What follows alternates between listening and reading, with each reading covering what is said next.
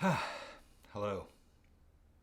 Do you ever have one of those sort of classic anxiety dreams where there's a test and not only have you not studied for the test, but you didn't even know that you were enrolled in the course,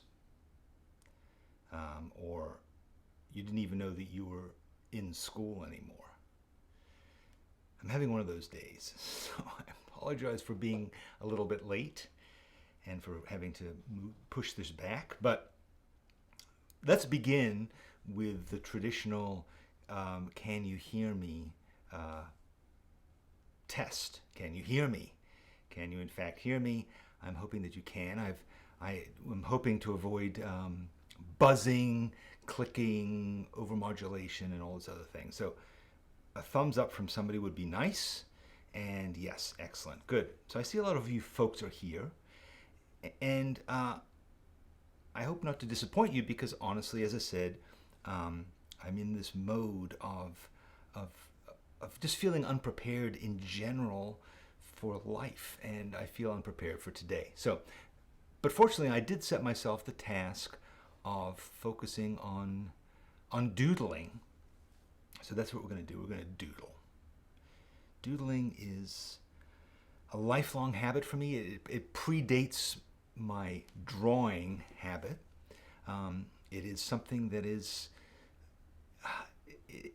I guess it began when I was, first in school, and maybe you had that same feeling that we are drawing in the margins of our notebooks when we should be paying attention, And I think it's something that those of us who are creative encountered when we were kids.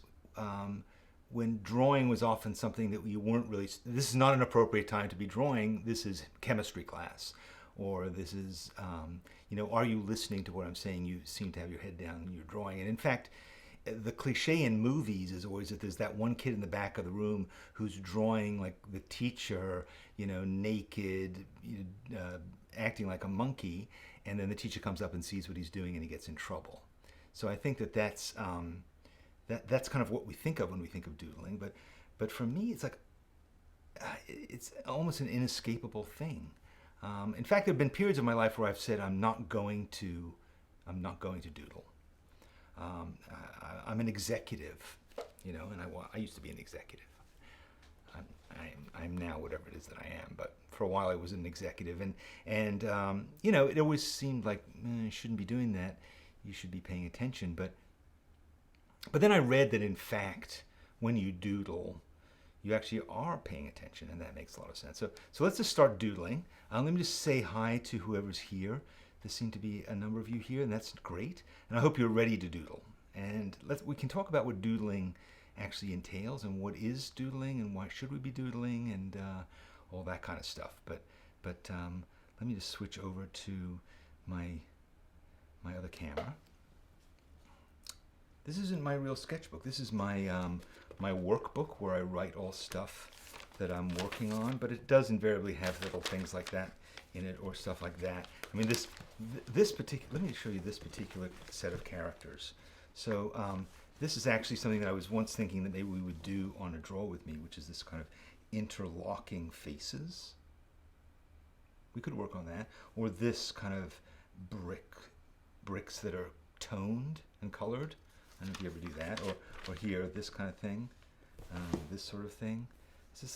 My book has lots of these sorts of things in it. Here's a meeting with my accountant. So of course I was talking about that, or these kind of little things. It's just, I don't know.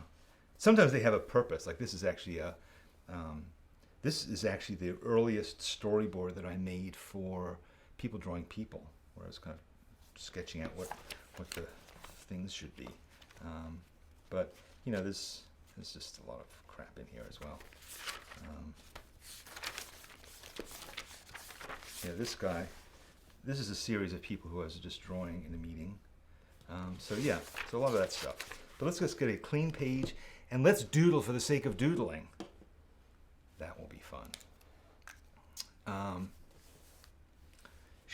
let's see what some of the things that people think about doodling. Deb says shapes, shading, figures, patterns, what would now be considered Zentangles. Does everybody know what Zentangles is? And we have to be careful with using the term Zentangles because it is apparently a patented term, and if you use it inappropriately, you may need to pay people. But from what I understand, Zentangling is like where you do this sort of thing, right? Let me just zoom in on it. You know, you do shapes. And is this? Am I correct in this? Has anybody? There actually are courses that you pay to take where you do Zentangling, and it has all kinds of rules to it. Is that true? So yeah, so that's not really the kind of lettering that I like to do, though. I like to draw a face, maybe draw a guy of some kind.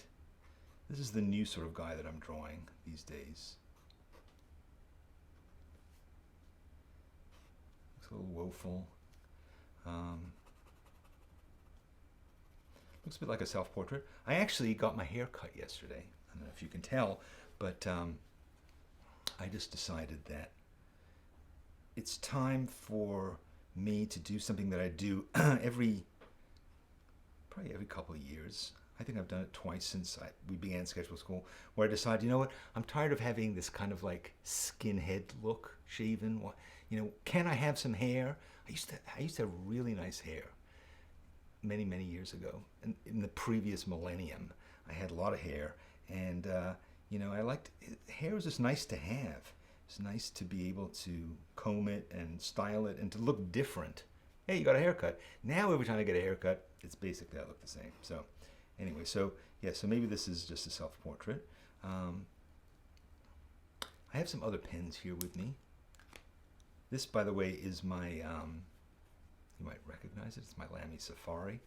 And now I've given up on using any ink except for the ink that comes in the refill, which is not waterproof. So when I take some kind of pen, and if I use it on it, it will smear it. But we can, in the interest of doodling, we could lay down some color, and then we could go once it's a bit dry. I'm going to wait for it to get dry, but in the meantime, let's draw a guy with a tie. It's a thing I've always doodled, guys with ties, usually with these kind of rep ties. Maybe a bit of a jacket. And right now, let's give him some ears. See if we can. Ah, yes, excellent. It's drying nicely. Seems to have the same basic demeanor as my other guy. And there. Yeah, so now we can maybe give him a bit of secondary color. Let's see, this is now looking like he has some kind of an orange beard. Maybe he does. Maybe he's a redhead. More like a clown. Let's augment that with a bit more stuff. Let me get rid of Deb's comment here. Deb.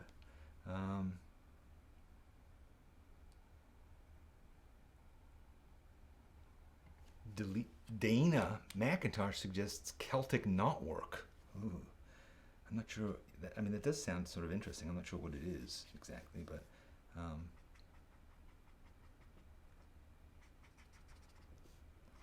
let's just do some more of that. All right, I'm bored with that guy. Let's move up. These markers are pretty good. These are these amazing brush pen aqualiners, but they're a little bit. Look at how beautiful that is. I don't know if you can see how. Oof, gosh, that's nice. Let's just try doodling with him. Draw another guy. This is sort of a guy who looks. He's a bit unhappier. Yeah, it's funny. I've really changed my style of random doodly guy that I drew for so much of my life. This is what I used to draw. I used to draw. It would be like. Is this right? Yeah. Be more like a guy like that.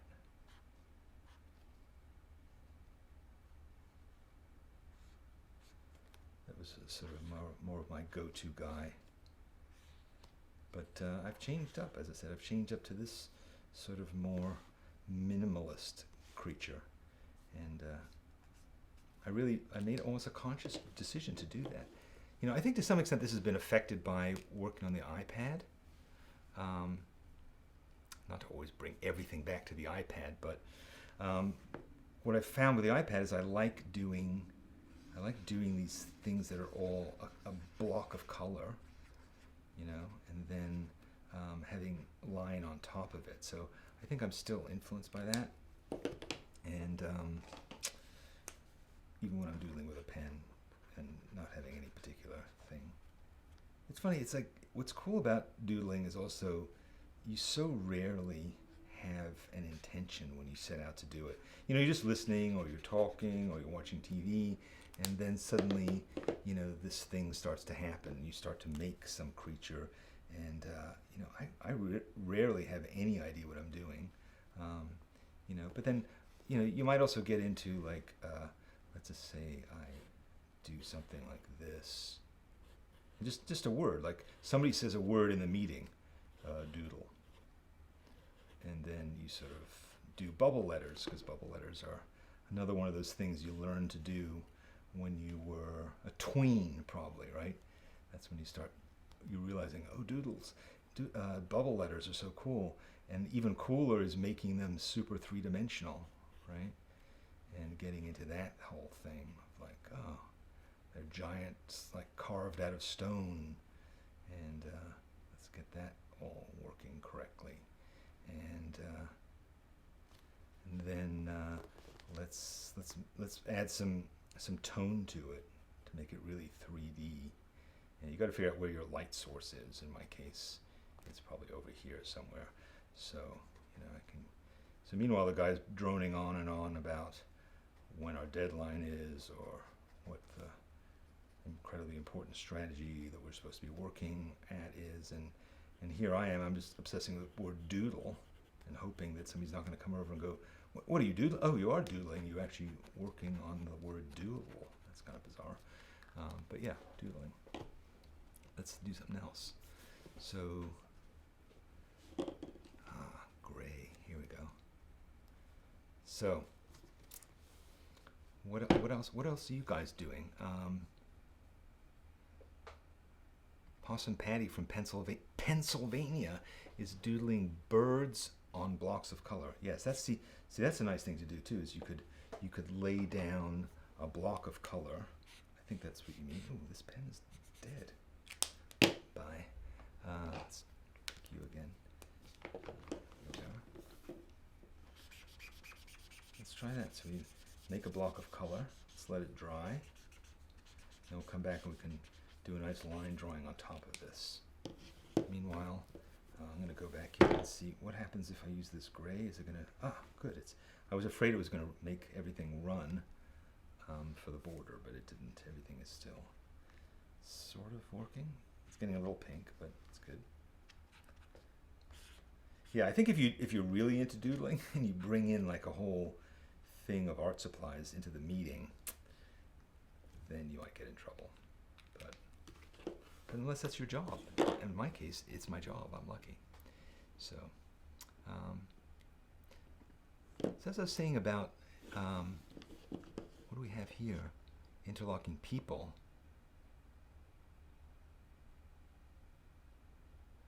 Deb says, the Zentangle folks and Ryder Carroll. Is that the person who makes Zentangle? Okay. They can trademark things all they darn want, but I was doing them long before either of them. Maybe you should have patented it. I'm not agreeing with Deb. I'm not. Don't write me letters. Zentangle and Ryder Carroll. I have nothing to do with it. I'm just simply giving her a platform for her cheeky assertion.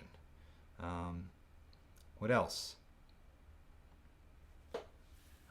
Dogs. Well, of course, it's high time that we drew a dog, don't you think? Let's draw one. Let's draw a nice... This is the dog that I drew ever since I was a little kid.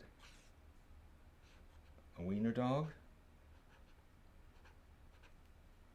Give him a nose, let him dry, and we'll come back and embellish him. Meanwhile, we have this block of color, which is ready to be contaminated. I'm going to try a different pen. I'm going to try a non-waterproof pen. So you can see how that goes. What should I draw here? I'm going to draw a car. Again, this is my sort of trademark car that I probably developed when I was 7 or 8. A little bubble car, door handles, and hubcaps. Then you got a color in the tires. You have to put a little hood ornament so you know which way it's going, and a little exhaust thing. And then what else? Maybe there's a guy inside driving, arms sticking out on the steering wheel.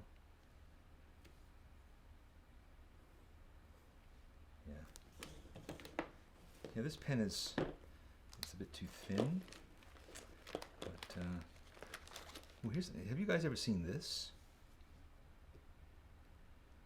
Just found this in my bag. Pocket palette. It's a little dried up. I haven't used it in ages. Ugh. But each of these things, these little doodads, is magnetic, and you can stick it in and rearrange them because they're all magnetized. It's a pretty simple thing. I forget the name of the woman who made it. I could look it up somewhere, but basically this is a business card case. And then she made these little pans, and then she put a magnet on the bottom, and then you can use this to mix. So you have a whole business card sized palette, and then you just bring along one of these and you're good to go. This is another juicy thing that I got somewhere, Faber-Castell. I think I got this from Vanessa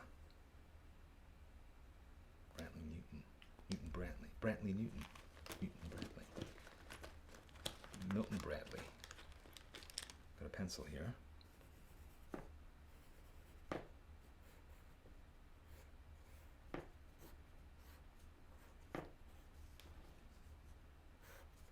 Hey, look, this happens to coincide with this, so I can give him a striped shirt if I want to, and a hat. And then I can color in this guy, my dachshund.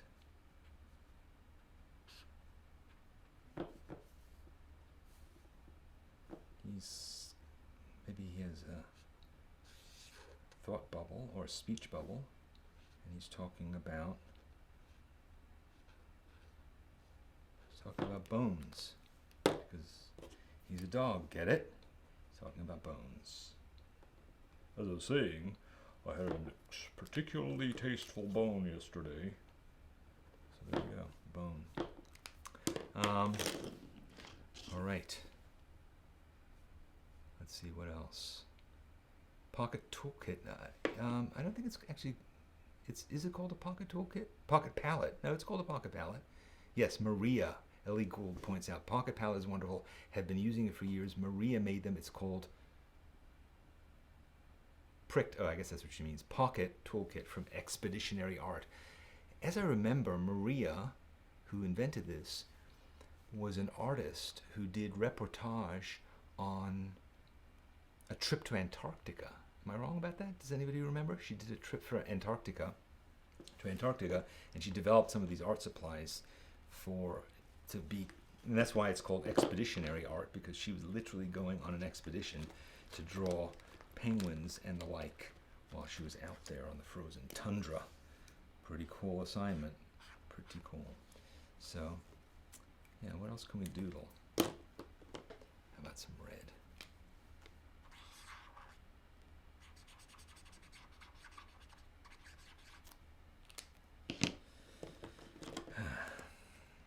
I'm feeling better. It's been one of those mornings, as I said. I slept quite poorly last night. I've been sleeping quite poorly the last couple days. I don't know why. Maybe it's a changing season or temperature or whatever. So I got up way too early. And then I was doing a bit of work, and then my first meeting began at 8:30, and I had a series of meetings up until now, and I kept thinking about this draw with me, and I kept thinking, I'm looking forward to this. I feel a bit anxious because I am, as I said, underprepared, but it'll be fun, and as it's turning out, for me at least, it is fun.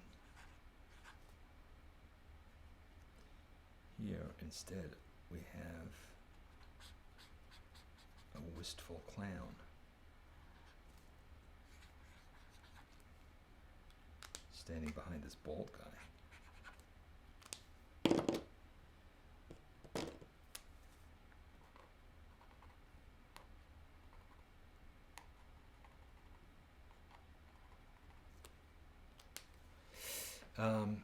Yes. Ellie says she now makes cool little books with zippers that carry that palette and all of our tools. Yes, she sent me one of those, and it is quite cool. It's a bit more organized than I am. Penny says the brushes with a reservoir of water and a cap are really handy to put in a pocket to go with mini paint palette. Absolutely correct. Those things are called water brushes, and they are quite cool. They are, in fact, incredibly cool. I usually have one filled with ink. I think I had left this over there. But, oh no, is this it? Yes. I have this one here. So I have one, as you can see, instead of being filled with water, it's filled with ink. So let's see if that's working. And if it is, it will be a great thing to doodle with, because we can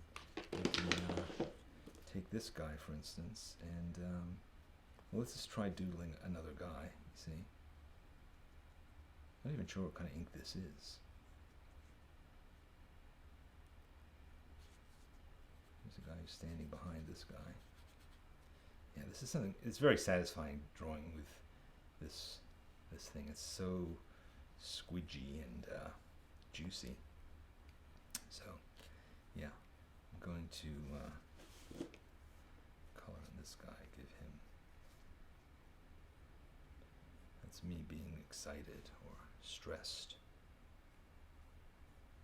So somebody was just telling me an interesting psychological thing to think about. We were talking about what it means to be anxious, and how anxiety is a physical feeling in your body. Let me see if I can get this right. She said that they did a study where they took a group of people and they put them in a situation that was extremely stressful, like they had to go and perform something in public in front of an audience, like they had to tell a story or sing a song or something like that in front of the public. So it was a stressful situation. And they did some kind of thing that would help them to determine what their stress level was. Like they hooked them up, wired them up with electrodes to see or check their neurochemical activity or the amount of sweat that their armpits were generating or something like that.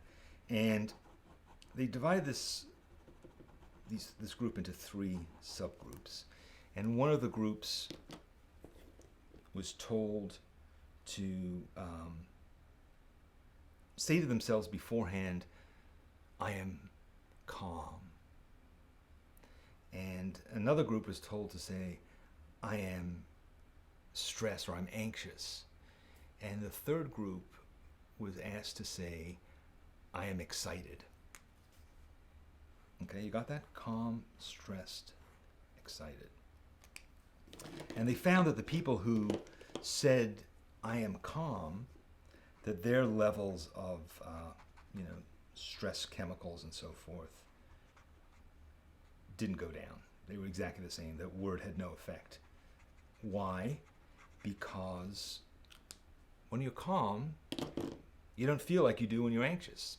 So here they are about to go and do this performance thing, and of course their body was saying, I'm nervous, and squirting adrenaline and stomach acid and so forth. So when they said, I am calm, it just didn't jibe with what they were feeling in their bodies.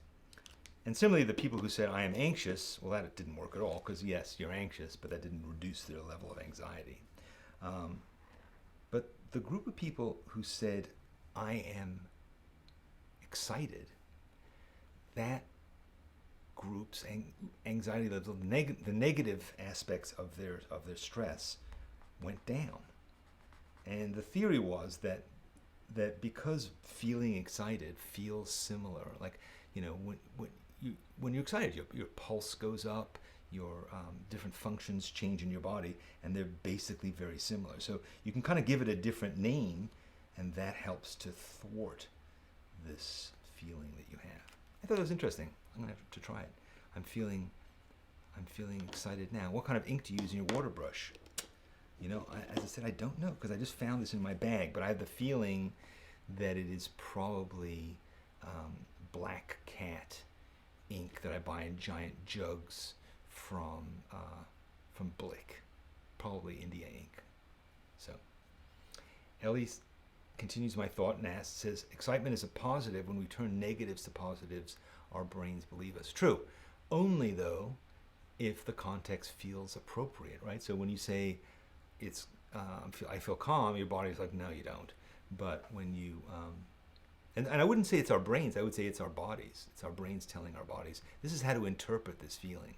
I think that's just an interesting thing, is you know, how we can learn how we feel by what our body is saying to us at any given time, you know. So anyway, I'm not a psychiatrist, although both of my parents have PhDs in psychology. And my grandfather did meet Sigmund Freud. It's true. My grandfather wanted to be a psychotherapist. This is back in the 1930s, I think. Yeah, late 30s, early 40s. And so he went to Vienna. No, he went to London. It's either Vienna or London. It might have been Vienna, when Freud was still there before he went to London. And he went and he met Freud. And he brought with him a photograph of Freud, and he asked him to autograph this picture. And so Freud said, nobody's ever asked me to do this before. He didn't say, like, I wonder why you want this. He didn't psychoanalyze him. That probably would have cost money.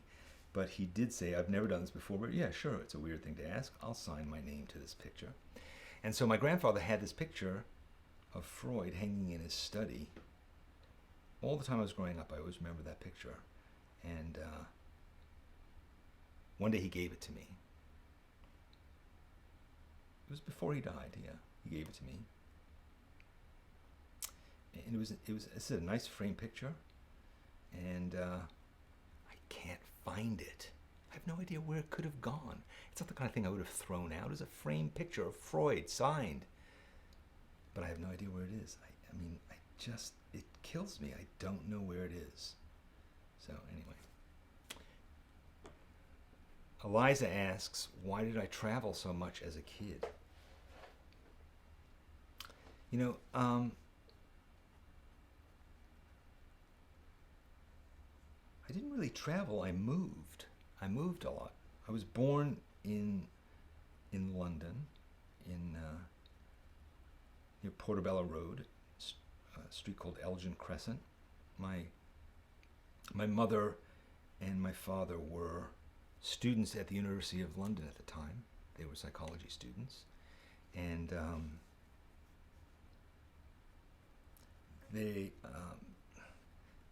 my father once told me, I don't know, I have never asked my mother about this, and you'll understand why when I tell you what it was, but my mother told me that, my father told me that I was conceived on their first date. Yeah. So, you do the math. So, yeah, so I was born, and they got married, I think, about 2 or 3 months before I was born, and they started divorce proceedings soon thereafter. Took them a while to actually finally get divorced, about 2 or 3 years. And then they finally did get divorced, or they started to get divorced.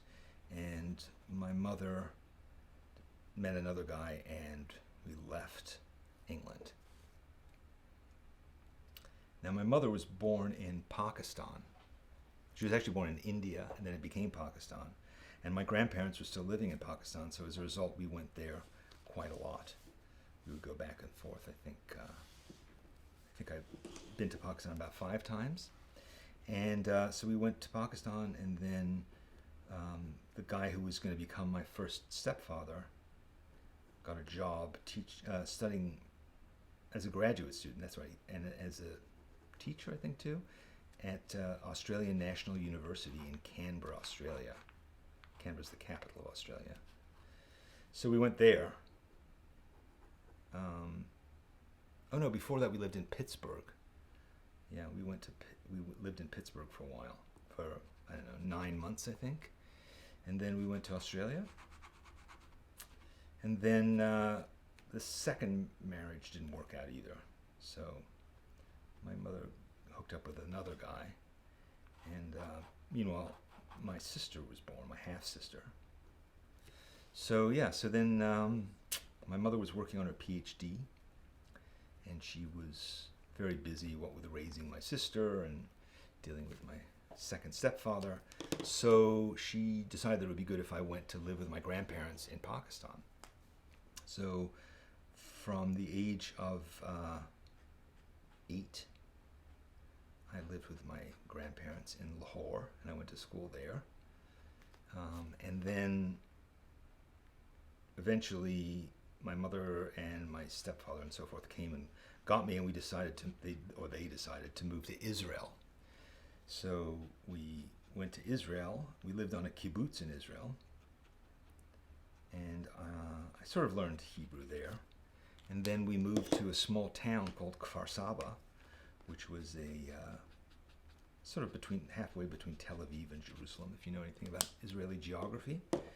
And we lived there for 2.5 years or so. And I went to an Israeli school, and I learned Hebrew. Everything we did in the school was in Hebrew. I only spoke Hebrew for that period of my life. And then when I was 12 and a half, just before my 13th birthday, just before what was going to be my bar mitzvah, my mother was Jewish, my father's not. So anyway, so we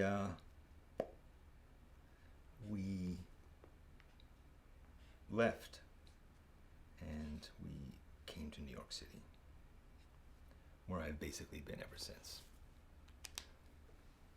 So, I don't know, maybe you wish you hadn't asked me that, but that's the long, tedious story of my childhood. So, it's not really personal, it's my life. I mean, that's personal, but there's not really a secret to it. But anyway, in that time, went to lots of different schools, and I learned to speak Urdu, which is the language that they speak in Pakistan, although I've forgotten most of it now. And took French in high school, took Latin in high school. My Hebrew is still a little rusty, but I can certainly eavesdrop on the conversations that Israelis have in my neighborhood.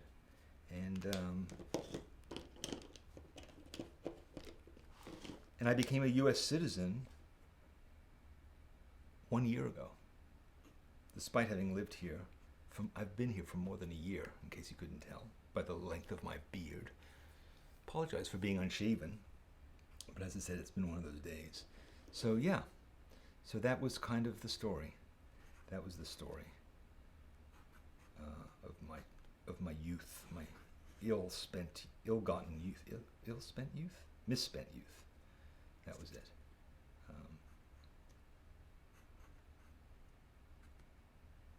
So the reason that I've been so frantic this week is we are involved with lots of interesting things right now. Lots of interesting things. We are in the midst of the iPad class, which maybe some of you have started to take. We are just nearing the end of the second week of that, and I think it's been a lot of fun. We're also in the middle of production of our newest class, our next class, which is called, I'm not sure what it's called right now, but it's about art journaling, and it's about mixed media, collage, all that stuff. Ill-gotten gains, you're right. Misspent youth, ill-gotten gains. Thank you, Eliza. Correct. So anyway, so we're in the middle of producing this class, which is really fun. We've already filmed 2 of our artists, and we're getting ready to film a few more. So we're working on that. We're also working on an incredibly exciting and transformative thing for Sketchbook Skool that I can't honestly tell you anything about yet, but I will be telling you about it in soon, in short order. And I think it will be something that I think and hope you will like very much, but I can't tell you anything more about that. And then we have another really big thing planned for next year. Why am I even wasting your time telling you about this? Because I'm not actually telling you anything about it, but I'm telling you this much. And my book, How to Draw Without Talent, coming out from Northlight Books, now a division of Penguin Random House. It's done. The mechanical has gone, the cover is done, everything is done, and they have told me that it will be shipping to stores in November. It's impossible. I mean, I cannot imagine how that's going to be true. That's less than 2 months away. They're somehow going to be cranking out, printing presses are going to be cranking this book out, possibly in days from now. It's just unimaginable to me, because I've really given up on this book ever coming out, what with the bankruptcy of my original publisher. But no, it's all good. It's happening. My wife is still skeptical about this, but I'm not. They have assured me it's happening, and we will be rolling it out. So anyway, so that's going on. So it's a lot of stuff. Yes, Penny says, can you arrange a couple more days in the week, please? I want to do it all. I know, it's true. Somehow 9 days has not been enough for this week. It's true. In the art journaling course, we'll be talking about turning old hardcover books into art journals. I think we'll be talking to some people who do that, and they may show some examples of that, but I don't know that that's specifically what we'll be doing, but I can always talk about that because I've done that, and it's a lot of fun, and I think it's not that hard to figure out how to do. It'll be great. So yes, possibly. Ellie wants an advanced iPad class. Well, this class is about as advanced as I've gotten, and you're only 2 weeks into it. So you wait. The next 2 weeks are going to get hyper advanced, super cool. You're going to learn everything I know, and then you're just going to have to wait until I learn more stuff, and then I can do whatever the advanced thing is. Irene wants to know, when did I start drawing? I started drawing in 1996? No, 97? 98. 1998, I would say. 1998. 21 years ago. We should strike a commemorative coin to celebrate that. 1998. So what else? Saul Steinberg, best doodler ever. I cannot disagree with that. I love Saul Steinberg, and he really, everything that he did, even when it was on purpose, felt like a doodle, don't you think? He was just a genius of the highest order. One of my favorite things that I was looking at recently that he did is he would make fake diplomas, really elaborate diplomas. I think he, I don't know, maybe somebody wanted to give him a job or a grant or something like that, and he had to prove that he had some higher degree, and so he had to furnish a diploma, and so he literally made this diploma, but everything on it is just like nonsense. It's just like it's like, well, I can show you here. It's like scriggly lines like this, and then it has a big seal that he drew, you know, with a ribbon, and it was so great. I love that. Saul Steinberg. If you've never heard of him, Google him. Better yet, buy a book of his work. I did a sketchbook club about him, which you can find here on the YouTube channel, on our YouTube channel. He's a really incredibly interesting artist and very influential. This reminds me of an assignment from a previous course where we did drawings all week and then cut them apart and created a final piece. Does anyone remember that? You should remember it because it was the class that Jonathan Twingley taught. Jonathan Twingley, another person who you should look up. Let me just write his name down here. Twingley. So yes, Jonathan Twingley taught that. So the idea was spend a week doing just random drawings on pieces of paper, and then he explained how to basically collage with them and make a final piece of art that was really cool out of it. And yeah, Jonathan Twingley. That class has been moved around and changed around. I think it's in Imagine. Is it? No, was it in Imagining? I can tell you. Or actually, just go to our website, look under faculty at Jonathan Twingley, and you will find what class that was. It was great. So, what else? Tully wants to know what the topic is. The topic is random doodling. So hopefully you can catch up with us. Join the rest of the class. Next time, don't be tardy.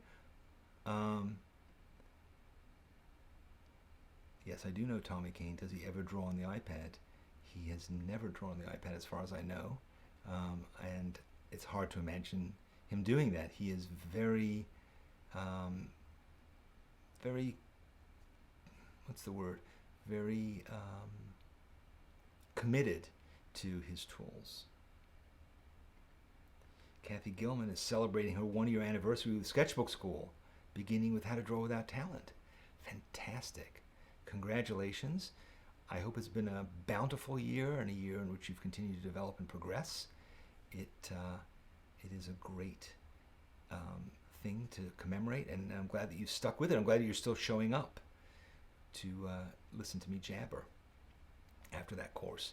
And that book, of course, is Kosha reminded me, yes, Art Supply Smorgasbord. I'm sorry, because we did take it out of, I think it was Exploring, and we've now put it into Art Supply Smorgasbord, which is a really fun course that you can sign up for today.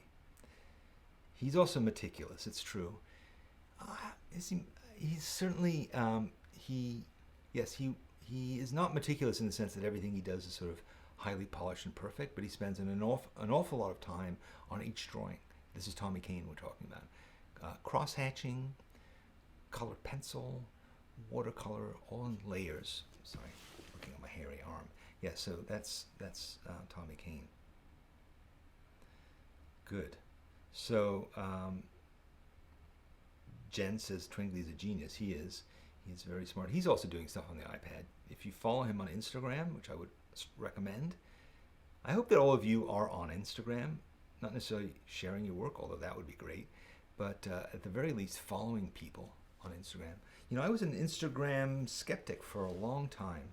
I mean, I'd been on Instagram early days.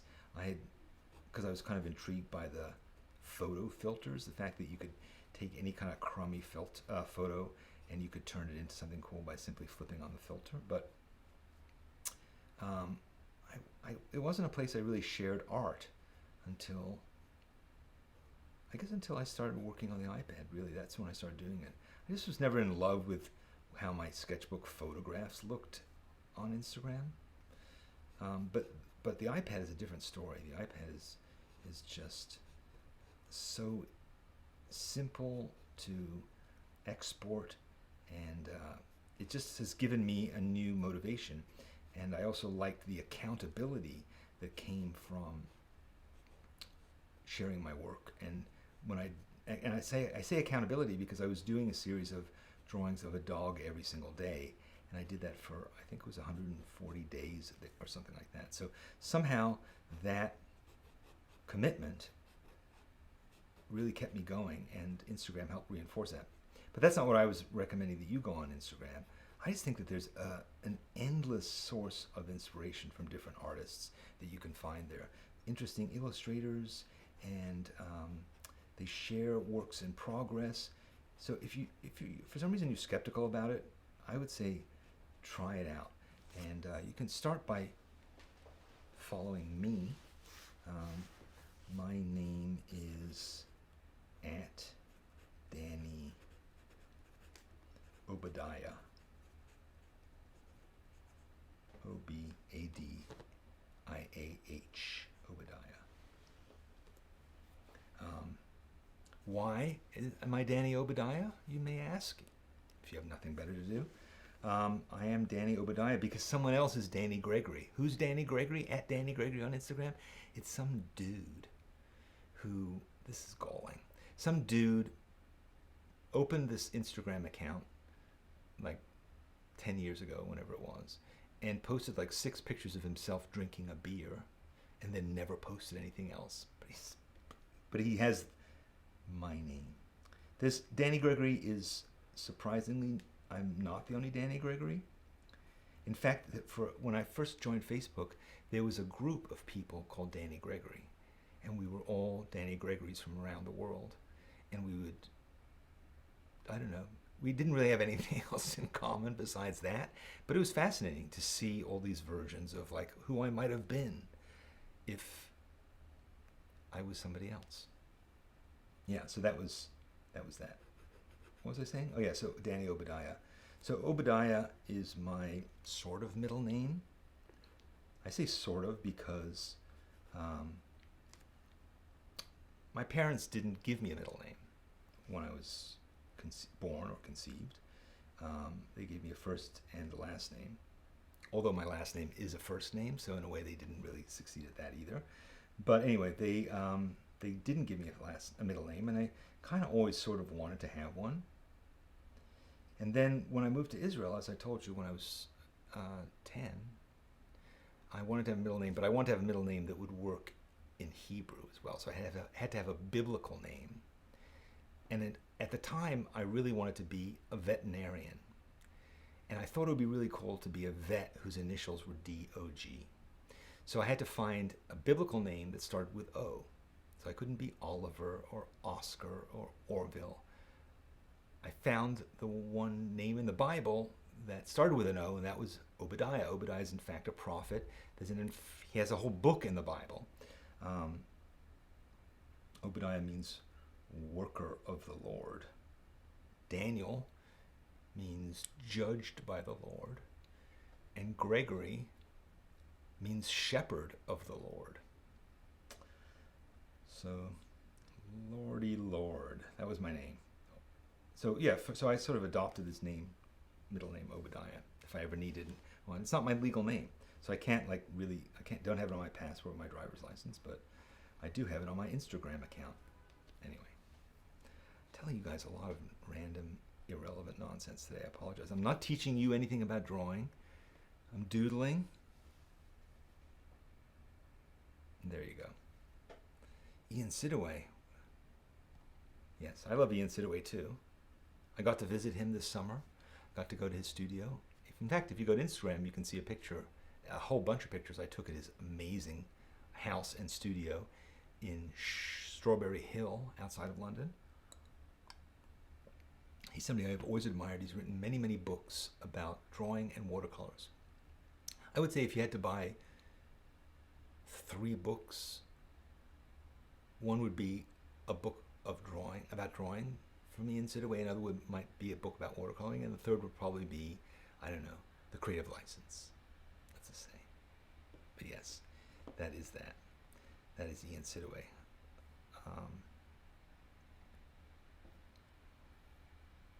One of my favorite current artists, says Deb, is a guy named Vizokakvai. Is that his name or is that his Instagram handle? Because if it's his name, he probably doesn't know many people. Because honestly, what would his friends refer to him as? Vizogoth. That's a cool name. How do you guys get shout outs? Leanguino. Normally people will send me PayPal, $10 to $15, and then I'll mention their name. In your case, I'll give you a freebie.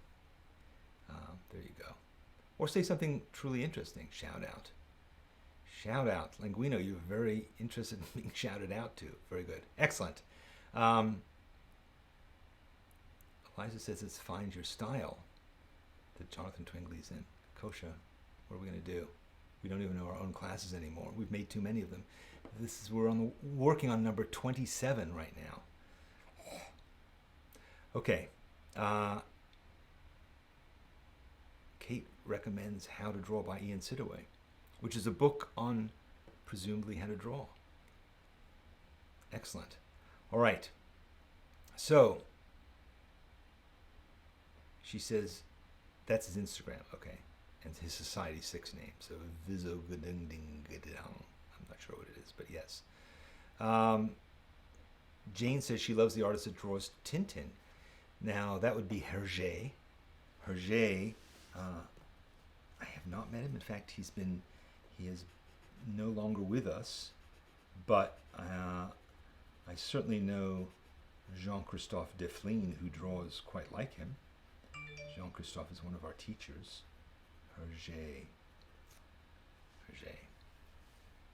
Find your style. Coach was right. Yes. Or not right. Yep. Okay. Okay. Well, folks, we've been doing this for an hour. And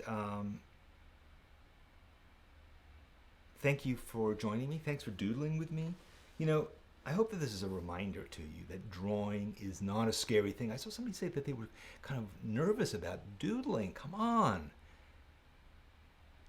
It's just doodling. We all do it. It's just like a kind of fiddly, nervous habit. Nobody's going to say, oh, I love the way you doodle. Oh, you're not doodling very well, are you? No, it's just doodling. Now, here's what I would say to you about that, though. In fact, I'm going to come we're going to go back to the library. Here's what I would say to you about doodling and drawing. Drawing isn't that different from doodling. If you can doodle, you can draw. There are some things that you might want to learn or practice if you want to draw what you see, right? If you want to be able to draw a dachshund or a fat guy with a beard that actually looks like a fat guy with a beard, you might want to learn a bit about drawing to do it more accurately, but you could also do it without having learned that and just kind of figure it out. But the main thing is to just do it, to try it, to fool around with it. Don't worry about what anybody thinks. Nobody cares. Nobody's actually thinking about whether you draw well or not, I promise you. Nobody cares. And when you worry about it too much, then you don't do it. And if you don't do it, you don't do it well. And if you don't do it well, that's okay. But if you want to do it well, you have to do it. Okay, so do it, doodle it, do it in whatever form you want to do it. But just do it. Just doodle it. Just carry around a sketchbook. Draw whenever you have time. Do 50 drawings on a page or do one. Take a lesson, take 10 lessons, take 10 courses or don't take any. Buy books, don't buy books. Look at Instagram inspiration or don't.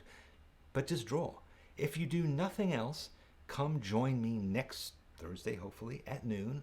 Next time I'll be punctual and draw with me. But draw with yourself too. Just draw. It's not a big deal. Nobody's gonna grade you. Nobody gives a damn. Just have fun. It's just fun. Grab a bunch of pens and try them out. Draw whatever you want. It's just cool. Okay? Thank you. Thanks very much for being here. I'm sorry I didn't get to talk to every single one of you, but there's always next time, so join me again. And in the meantime, by the way, subscribe to this channel. And you can also subscribe to our newsletter, which I will put in the description below so you can know exactly how to get to it. Subscribing to the newsletter basically means you'll get an email that says, we're doing another one of these things. If you subscribe to this channel, clicking on YouTube, subscribe, I like it, then YouTube will tell you that we're doing it. Or just show up next time at noon. It's whatever you want to do. And we'll do some more. We'll have some more fun, because that's what the whole point of this is, okay? Maybe we'll doodle maybe this doodling every week. Maybe that's what we should do. No, we won't. We're going to do some very intensive, high-level academic drawing exercises that only the most skilled people can participate in. But I'll let you know long in advance before we do that, because in the meantime, I have to develop some skills, and I have to learn what the hell academic drawing even really means. I don't know. So thanks a lot, guys. Have a nice, today's Mini Friday. Enjoy it, and enjoy your Friday, enjoy your weekend, and I'll see you next time.